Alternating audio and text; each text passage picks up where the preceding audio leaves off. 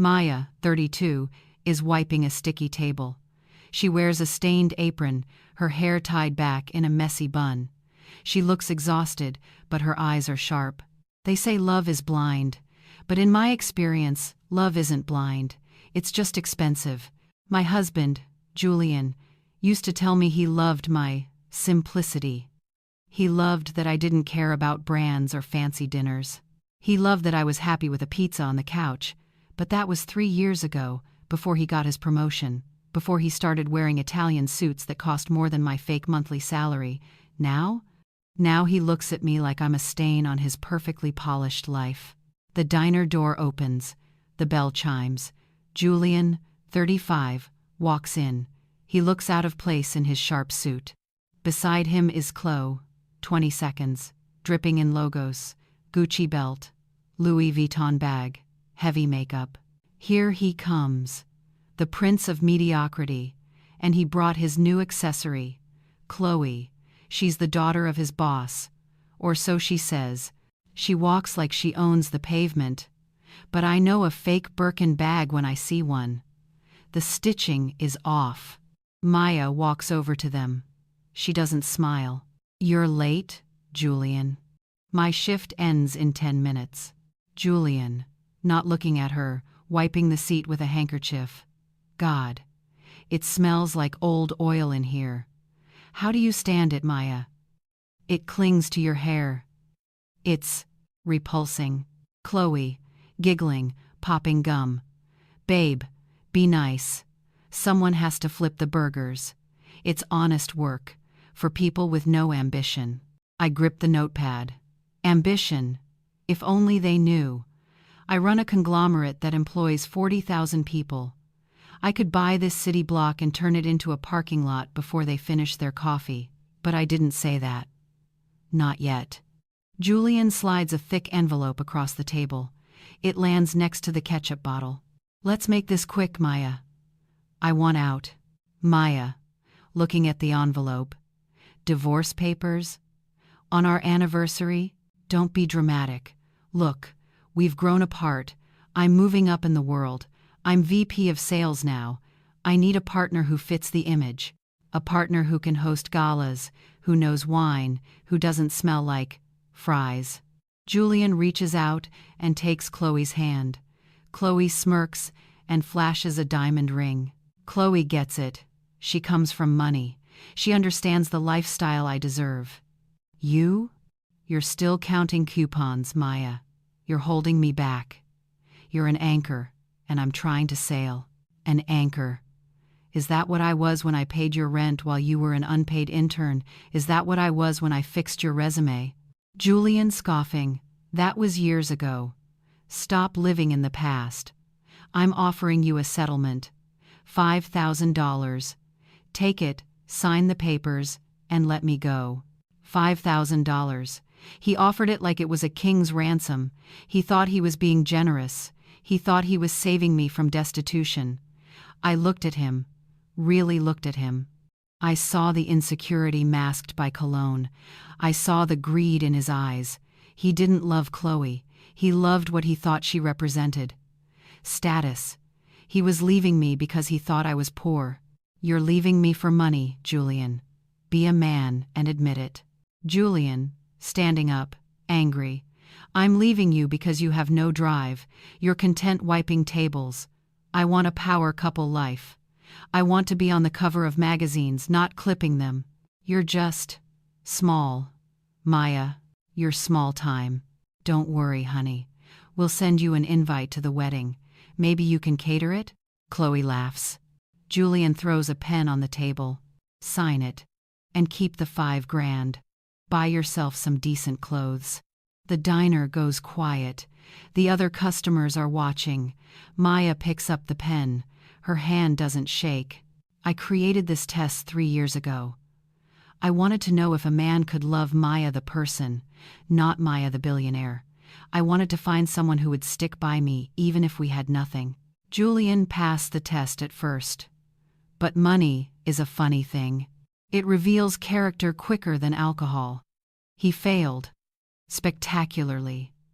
And the saddest part? He thinks he's trading up. He has no idea he just traded a diamond for a piece of colored glass. Maya signs the paper with a flourish. She slides it back. Done. I don't want your 5,000, Julian. Keep it. You're going to need it. Need it. Babe. I just closed $1 million deal. I'm rich. But hey, keep your pride if that's all you have left. Julian and Chloe stand up. They walk out the door, the bell chiming behind them. Julian doesn't look back. I watch them get into his leased BMW. He revved the engine unnecessarily loud, a peacock showing off his feathers. I waited until their taillights disappeared around the corner. Then, I took off the apron. I untied my hair. It cascaded down my back, thick and wavy. I walked to the back of the diner. Maya pushes open the back door of the diner. It opens into a dark alley. But waiting in the alley is not garbage, but a sleek, black Maybach with tinted windows. A chauffeur in a pristine uniform stands waiting. Chauffeur, James. Good evening, Miss Vance. Rough shift? Visual. Maya's demeanor changes instantly. The tired waitress is gone. Her posture straightens. Her eyes turn cold and commanding. Exhausting, James. The smell of grease is harder to wash off than the smell of betrayal. Do you have the sanitizer? James hands her a bottle of expensive hand sanitizer and a tablet. What's the status of the acquisition? James, opening the car door. The board is waiting for your confirmation. The Tokyo merger is ready to close at $4 billion. And Forbes called again. They want to confirm the cover shoot for next month's issue. The most powerful women in business. Maya slides into the leather seat. She looks at the tablet screen. It displays a stock market graph with her company, Vance Global, trending up. Julian wanted a woman who could be on the cover of magazines. He wanted a power couple life. Be careful what you wish for, husband. You just divorced the owner of the magazine you want to be in. Confirm the Forbes shoot, James. Tell them I have a specific angle for the interview. And what angle is that, ma'am? Maya looks out the window as the car glides past the cheap diner where she spent 3 years pretending. The hidden cost of ambition. And James? Yes, ma'am. Find out where Julian is working now. And find out who really owns the company his girlfriend claims to be the heiress of. I have a feeling Chloe's fortune is as fake as her eyelashes. The Maybach accelerates, merging onto the highway, disappearing into the city lights. The music swells dark, orchestral, powerful. He left a waitress. But he's about to meet the CEO. The game hasn't ended, Julian. It's just begun. A massive, ultra-modern penthouse overlooking the city skyline. Floor-to-ceiling windows. Everything is marble, chrome, and expensive art. Maya steps into a shower that looks like a rainforest waterfall. There is a specific feeling when you peel off a costume you've been wearing for 3 years. It's liberating, but it leaves your skin raw. The hot water hit my back, washing away the smell of stale fryer grease and Julian's cheap cologne. I watched the water swirl down the drain, turning gray. Maya the waitress was gone. Maya Vance, CEO, was back. Maya walks into her walk-in closet. It's the size of a boutique.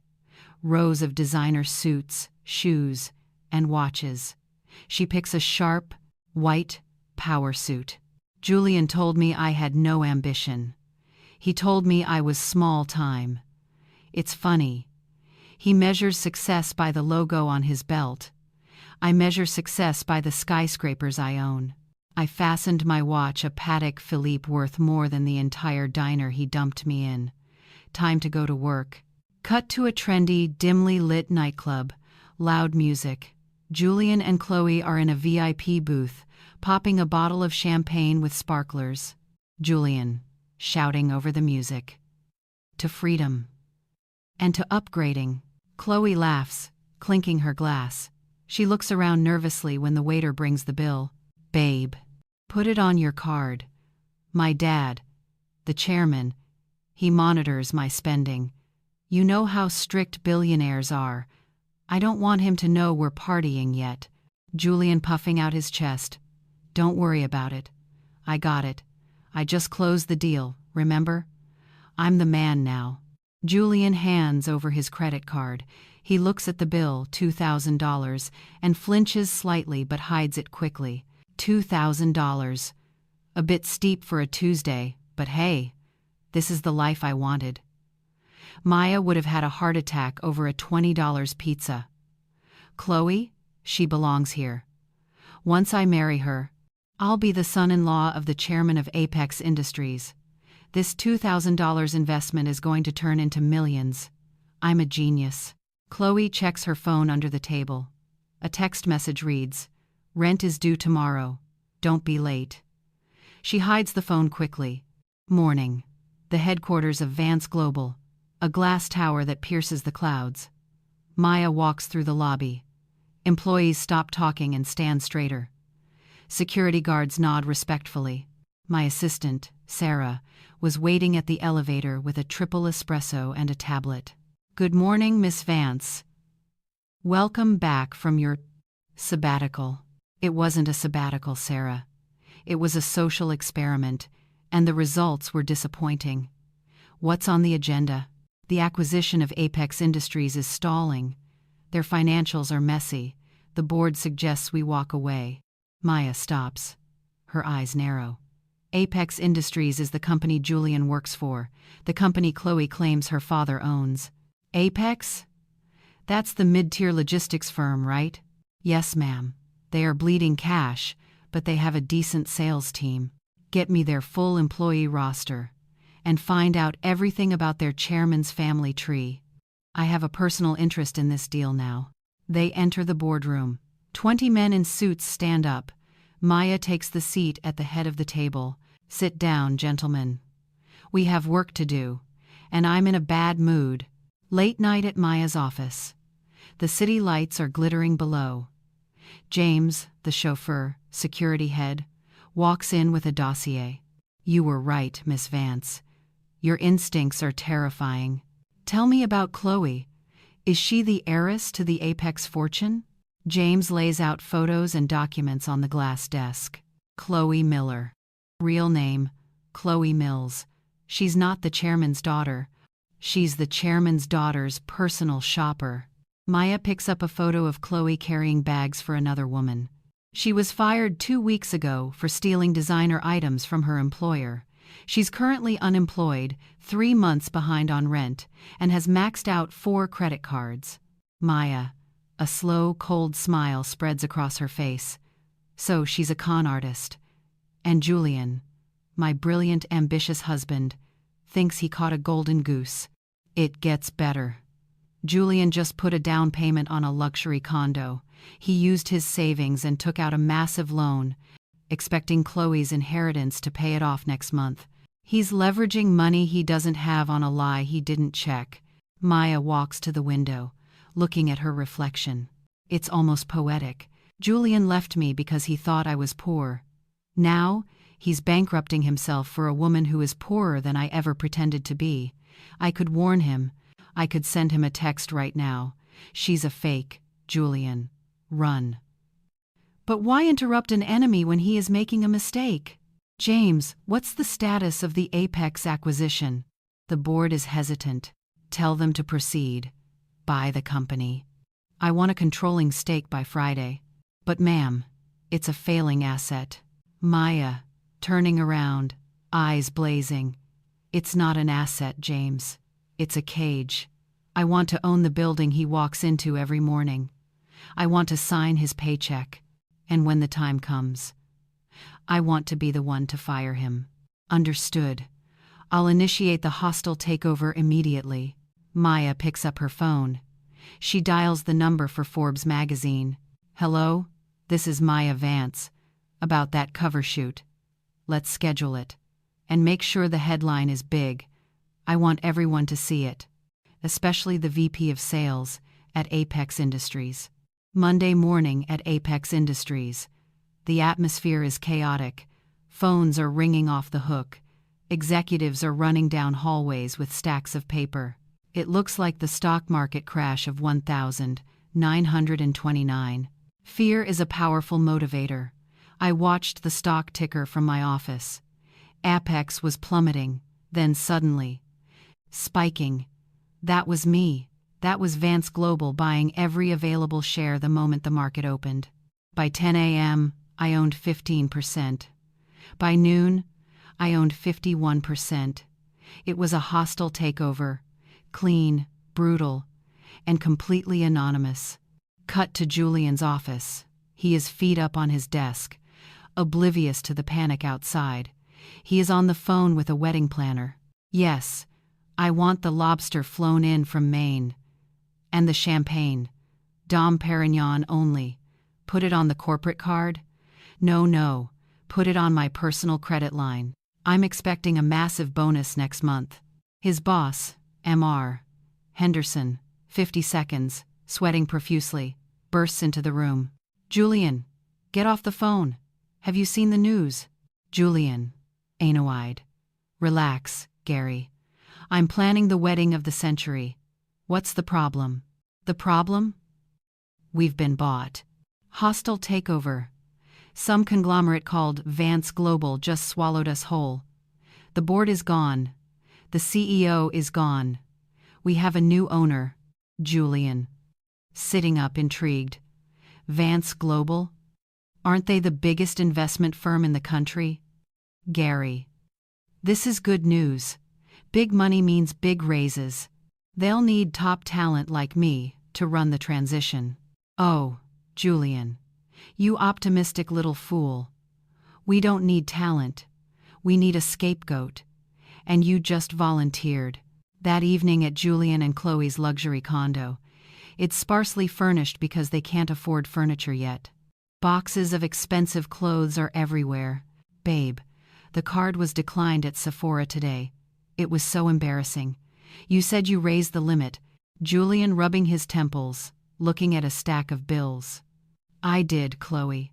I raised it to the max. We're spending $20,000 a month. Maybe you could ask your dad for a small loan? Just until the wedding? Chloe freezing, eyes wide. My dad? No. I told you, he's testing us. If I ask for money, he'll think you can't provide for me. He'll cut me out of the will. Do you want to lose the inheritance over a few lipstick tubes? No. Of course not. I'll fix it. The new owners of Apex, Vance Global.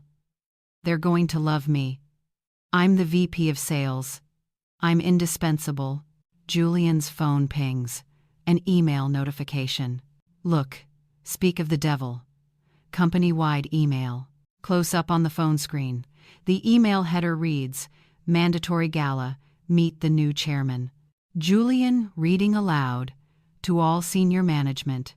You are invited to the acquisition gala this Saturday at the Grand Hotel. The new chairman of the board will be revealing the future of Apex Industries. Attendance is mandatory. Chloe squealing, a gala. Oh my God, I need a new dress.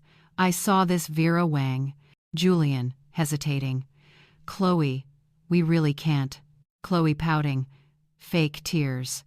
But babe, this is your chance. You're meeting the new owners. If I look cheap, you look cheap. Do you want to be a VP, or do you want to be a loser? She played him like a fiddle. And Julian, terrified of being seen as poor again, did what he always does. He doubled down. You're right. Get the dress, get the shoes. I'll open another line of credit. Saturday needs to be perfect. Maya's office. James walks in carrying a pristine white envelope with gold embossing. The invitations have been sent, Miss Vance. Mr. Sterling RSVP'd within 3 minutes. He requested a VIP table. Maya, laughing, softly. Of course he did. Did you send the specific instructions for the dress code? Yes. Black tie gold.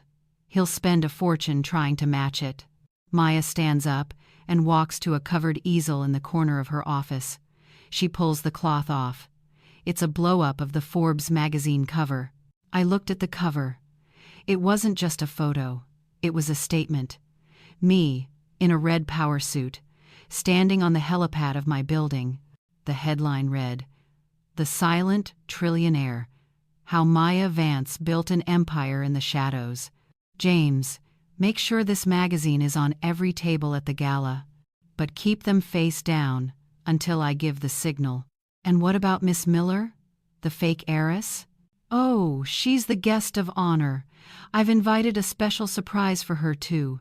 The real chairman of Apex Industries, the man she claims is her father. James smiling. That's going to be awkward. It's not awkward, James. It's educational.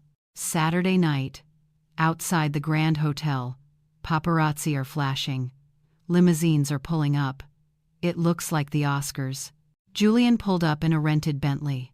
He stepped out, wearing a tuxedo that cost more than my car used to. Chloe was draped in diamonds, rented, of course. They looked the part. They looked like success.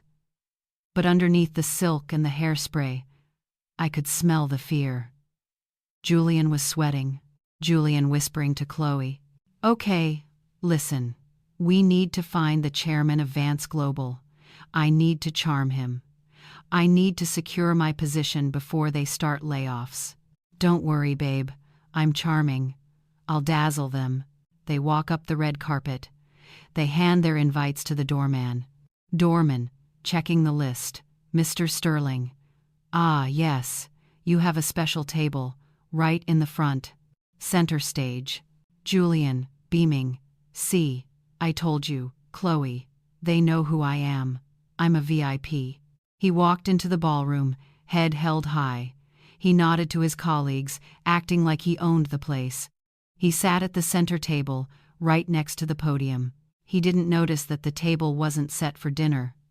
It was set for a tribunal, and he certainly didn't notice the magazines placed face down on every plate. The lights dim. A spotlight hits the empty stage. A voice booms over the speakers. "Ladies and gentlemen, please welcome the new owner and CEO of Apex Industries, Miss Maya Vance." Julian freezes. He drops his napkin. "Vance? Maya Vance?" The name triggered a memory. A distant, impossible memory. Waitress Maya. Poor Maya. No, it couldn't be. Then, the curtain rose. The ballroom is pitch black, save for a single spotlight focused on the stage curtain. The music shifts from polite jazz to a deep, rhythmic bass beat. It sounds like a heartbeat. The curtain rises slowly. My heart was pounding against my ribs. Maya Vance. Why did that name sound so familiar? It couldn't be. My Maya was wiping tables at a burger shack. My Maya wore stained aprons and smelled like onions. But when the silhouette stepped into the light, my breath caught in my throat. Maya steps forward. She is wearing a custom-made, midnight blue gown encrusted with diamonds that catch the light like stars. Her hair is sleek, her makeup flawless. She radiates power. Chloe, whispering, terrified. Who is that? Her dress. That's a vintage Dior. That belongs in a museum." Julian squinting, voice shaking. No, it's impossible. It's just a look-alike. A coincidence." Maya walks to the podium. She grips the sides of it. She scans the room, her eyes lingering for a fraction of a second on table 1, Julian's table. "Good evening. Some of you know me as the CEO of Vance Global. Some of you know me as a ruthless investor." Maya pauses. A small, cruel smile plays on her lips. "And some of you might think you know me as a broke waitress who wasn't ambitious enough for your standards." The voice. It was her. It was deeper, colder, more refined, but it was her. My ex-wife. The woman I dumped for $5,000. The woman I called a loser. She was standing there, owning the room, owning the company, owning me. I felt bile rise in my throat. I looked at Chloe. She was staring at Maya with her mouth open. Maya gestures to the tables. Tonight is about transparency. It's about seeing the true value of things. Too often, we judge a book by its cover, or a person by their uniform. She picks up a magazine from the podium. "On your tables, You will find the latest issue of Forbes. Please, turn it over." I watched them. 300 people reached out in unison. The sound of paper flipping was like a wave crashing. I watched Julian. His hand was shaking so badly he knocked over his wine glass. Red wine spilled onto his white tablecloth, looking like a gunshot wound. Julian flips the magazine. Close up on the cover. It's Maya, looking regal and fierce. The headline is massive. "The Hidden Empire. Maya Vancy. Net worth $10 billion." Julian Redding, voice cracking. 10 billion? With a B? Julian throwing $5,000 at her. "Keep the change. Buy some clothes." The room spun. $10 billion. I left a $10 billion wife for what? I looked at the magazine. Then I looked at her. She was staring right at me. She knew. She planned this. Every second of this night was a trap designed for me. Chloe, hyperventilating. She's the owner? "Julian, you said she was a nobody. You said she was trash." "I didn't know. She never told me. She lied to me." Maya, from the stage. "I didn't lie to anyone. I just didn't feel the need to advertise my bank account to prove my worth. But it seems some people prefer labels over loyalty." The crowd is murmuring. Everyone is looking at Julian now. They realized who Maya was talking about. Julian tries to sink into his chair. "Julian," desperate whisper to Chloe. "It doesn't matter. It doesn't matter, Chloe. You're still the heiress of Apex. Your dad is the chairman. We're still rich. We can fix this." He was clutching at straws. He was drowning and trying to hold onto an anchor. Maya saw him whispering. She decided to cut the rope. "Speaking of Apex Industries, I'm honored to have acquired such a historic company, and I know we have some family members present tonight." Julian straightens up. This is it. This is his salvation. "I'd like to invite the former chairman, Mr. Robert Miller, to the stage to say a few words." An elderly, distinguished man walks onto the stage. He shakes Maya's hand warmly. "Julian," to Chloe, "there's your dad. Go on, wave to him. He'll save us." Chloe is frozen. She looks like she's about to vomit. She tries to hide behind the centerpiece. I can't. My stomach. "Mr. Miller, it's a pleasure. I believe your daughter is here tonight, Chloe." The spotlight sweeps the room and lands directly on Chloe and Julian. They are blinded by the light. Mr. Miller, squinting into the light. My daughter Elizabeth is in London." "I don't know a Chloe." The room goes deadly silent again. Julian turns to look at Chloe. His eyes are wide with horror. What did he say?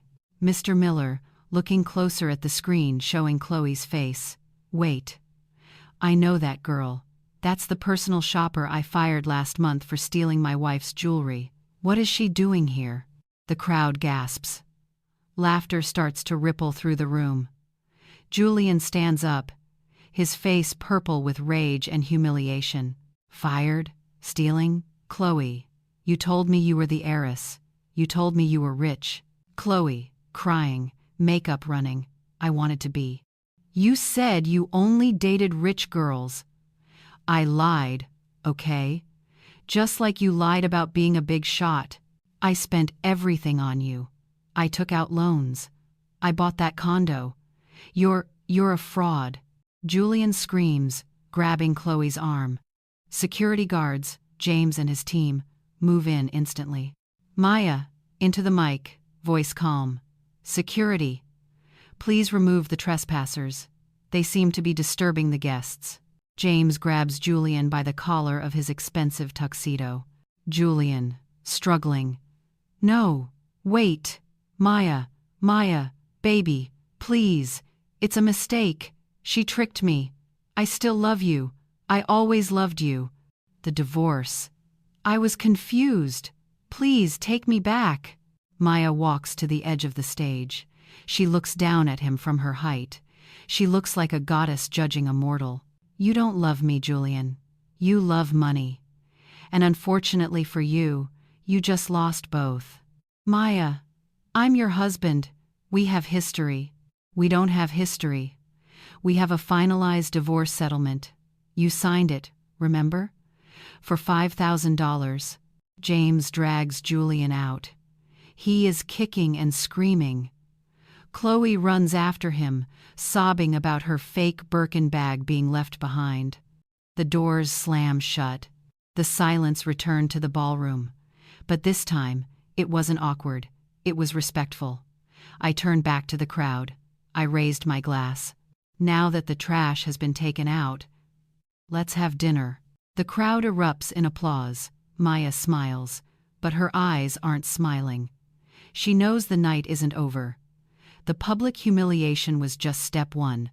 Step two is the financial ruin. Monday morning, the luxury condo Julian bought, but now it looks different. The morning light is harsh, boxes are everywhere, the phone is ringing incessantly. I woke up on the floor. I didn't even make it to the bed last night. My head felt like it was being split open by an axe. For a second, I thought it was a nightmare. The gala, the magazine, Maya. Then I saw the tuxedo on the chair. Stained with wine, torn at the collar. It wasn't a nightmare. It was my life. Julian picks up his phone. 4-5 missed calls. 12 voicemails. Notifications from Apex HR, Bank of America, and Amex. Chloe? Chloe, pick up the phone. Chloe was gone. I checked the closet. Her fake designer bags were gone. The jewelry I bought her on credit gone. She cleared the place out like a locust. She even took the espresso machine. All she left was a note on the counter, written on a napkin. Sorry, babe. I don't date poor guys. Good luck with the debt. XOXO. Julian crumples the note. He throws it across the room. He screams a raw, primal sound of defeat. No. She can't do this. That ring cost $40,000. Julian storming into the lobby of Apex Industries. He is wearing a wrinkled suit. He looks manic. I need to see the CEO. I need to see Maya. She's my wife. Well, ex-wife. It's a misunderstanding. Receptionist. Coldly. Mr. Sterling. Your access badge has been deactivated. Security is on the way. I'm the VP of sales. You can't lock me out. The elevator doors open. James, Maya's head of security, steps out, flanked by 2 guards. He is holding a cardboard box containing Julian's personal items. Mr. Sterling, we saved you the trouble of packing. James shoves the box into Julian's chest. It spills slightly a framed photo of him, and Chloe falls to the floor and cracks. James, come on, man. You drove her car. You know me. Tell her to just talk to me. I can explain. I can be an asset to the company. Miss Vance doesn't hire liabilities, Julian.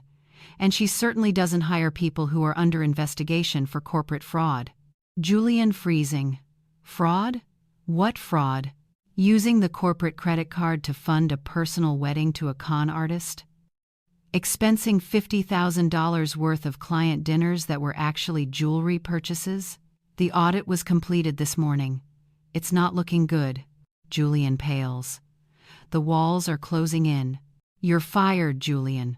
For cause, which means no severance package, no unemployment benefits, and legal action is pending. James leans in close. Oh, and Miss Vance asked me to give you this. She said you forgot it. James pulls out a small, wrinkled envelope from his pocket. It's the envelope from the diner. I opened it. Inside was a check. My check.